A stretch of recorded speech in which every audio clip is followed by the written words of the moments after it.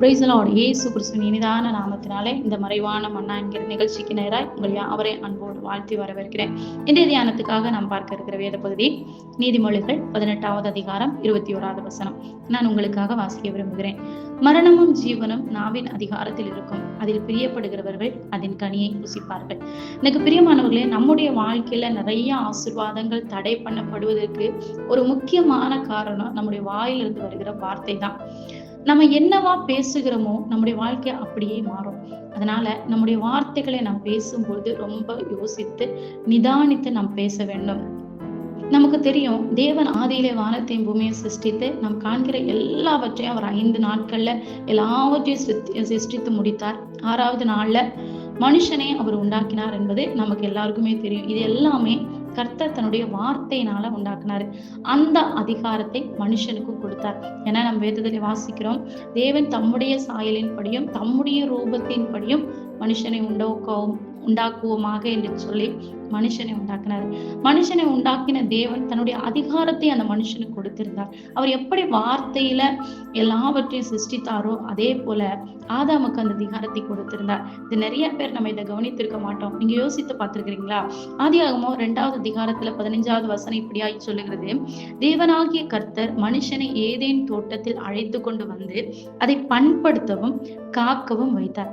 எனக்கு பிரியமானவர்களே, இந்த வார்த்தைகளை நீங்க நல்லா நினைக்கும் பொழுது, ஏதேன் தோட்டத்துல மனுஷனை கொண்டு வந்து வைத்து அந்த தோட்டத்தை பண்படுத்தவும் காக்கவும் வைத்தார். எப்படிங்க பண்படுத்த முடியும்? இப்ப நம்ம ஒரு விதைக்க போறோம் அப்படின்னா நம்ம என்ன பண்ணுவோம்? அந்த நிலத்துல முதல்ல மம்பட்டி போட்டு அதை தோண்டி அதை கொஞ்சம் அந்த மண்ணெல்லாம் கொஞ்சம் பண்படுத்துவோம் இல்லையா? அதை கொஞ்சம் சரி பண்ணிட்டு அந்த இடத்துக்கு நீர் பாய்ச்சிட்டு அதுக்கப்புறமா நம்ம விதைகள்லாம் விதைப்போம். இந்த மாதிரி இது பேர் தான் பண்படுத்துவது. அப்போ இந்த ஆதாம் தோட்டத்தை எப்படி பண்படுத்தினா? நமக்கு தெரியும், இந்த காலத்துல நிறைய ஆயுதங்கள் இருக்குது, மண்வெட்டிகள் இருக்குது, அதே போல நிறைய மிஷின்ஸ் இப்போ வந்துருச்சு. டிராக்டர் வச்சு உழுவாங்க, நிறைய காரியங்கள் இப்போதைய காலத்துல மண்ணை சரி பண்ணுவதற்காக இருக்குது. ஆனா ஏதேன் தோட்டத்துல ஆதாம கர்த்தர் சிருஷ்டித்த போதே இந்த மாதிரி எந்த ஒரு ஆயுதமும் அங்க இல்லை. அப்ப ஆதாம் எப்படி அந்த தோட்டத்தை அவன் பண்படுத்தினான்? எப்படி அந்த தோட்டத்தை பாதுகாத்தான்? பாதுகாக்கிறதுனா எப்படி? நம்ம என்ன பண்ணுவோம்? ஒரு தோட்டத்தை நம்ம ரெடி பண்ணோம் அப்படின்னா முதல்ல அந்த தோட்டத்தை சுற்றிலும் வேலி அடைப்போம் இல்லையா? அந்த வேலி இந்த ஆதாம் எப்படி கட்டியிருக்க முடியும்? ஒரு கம்பை வெட்டணுமா இருந்தாலும் கத்தி வேணுமே, எப்படி ஆதாம் வெட்டியிருக்க முடியும்?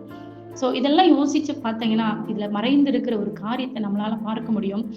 இது எல்லாவற்றையும் வார்த்தையினால பார்த்தார். எனக்கு பிரியமானவர்களே, கர்த்தர் தம்முடைய சாயலின்படியே உண்டாக்கின மனுஷனுக்கு தமக்கு இருந்த அந்த அதிகாரத்தை கொடுத்திருந்தார். அந்த வார்த்தையினால அந்த தோட்டத்தை அவர் பாதுகாத்தார். வார்த்தையினால அந்த தோட்டத்தை பண்படுத்தினார். நான் நினைச்சங்கள்லாம் உண்டாகட்டும் சொன்னாரு, அது உண்டாயிடுச்சு, நிறைய கனி கொடுத்திருக்குமா இருக்கும். ஆனா அதனுடைய விதை மறுபடியும் தரையில விழுந்து அது வளரணுமா இருந்தா அதுக்கு நீர் பாய்ச்சணும் இல்லையா? இது எல்லாத்தையுமே ஆதாம் எப்படி செய்திருப்பார்? வார்த்தையினால அவர் அந்த செடிகளுக்கு நீர் பாய்ச்சிருப்பார். வார்த்தையினால மரங்கள் வளரட்டும்னு சொல்லியிருப்பாரு. வார்த்தையினால பூக்கள் பூக்கட்டும்னு சொல்லியிருப்பாரு. நீங்க யோசிச்சு இமேஜின் பண்ணி பாருங்களேன்.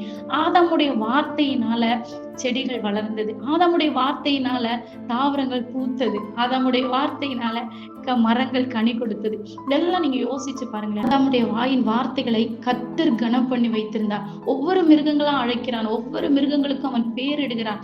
இப்ப நம்ம காண்கிற அத்தனை மிருகங்களுக்கும் நமக்கு பேரிடணும்னா, நம்ம வீட்டுல ஒரு டாகோ பூனையோ நம்ம வாங்கிட்டு வரோம்னா அதுக்கு பேர் வைக்கிறதுக்கே பல மணி நேரம் யோசிப்போம். பல காரியங்களை நம்ம பார்த்துக்கிட்டு இருப்போம். வச்ச பேரையே திரும்ப ஜெனரேஷனா வச்சுக்கிட்டு இருப்போம்.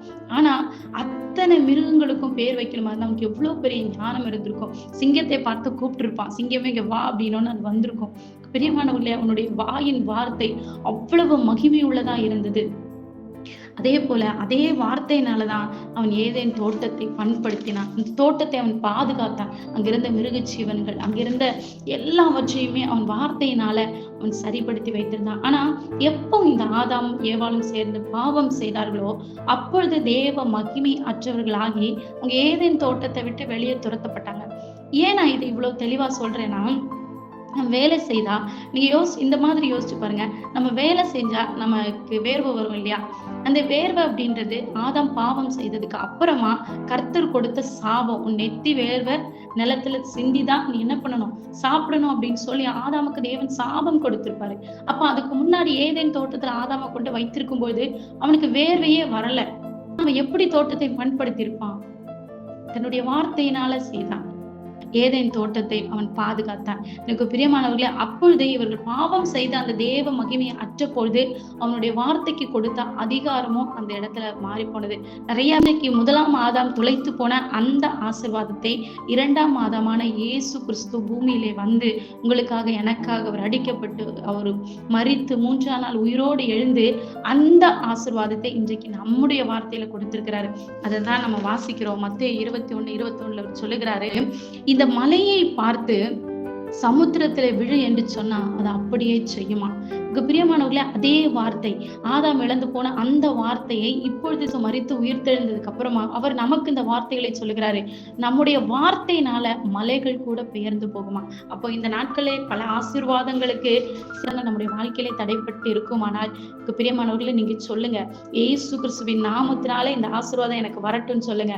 அது அப்படியே நடக்கும். ஏன்னா வேதம் சொல்லுகிறது, நாம் வாசித்த வேத பகுதியின் மூலமா மரணமும் ஜீவனும் நாவின் அதிகாரத்துல இருக்குதான். ஒருவேளை உங்களுக்கு ஏதாவது பலவீனங்கள் வியாதிகள் வரும்னா நீங்க அந்த பலவீனத்தை பார்த்து வியாதியை பார்த்து சொல்லுங்க, ஏசு கிறிஸ்துவின் நாமத்தினால இந்த வியாதி என்னை விட்டு மாறட்டும்னு சொல்லுங்க.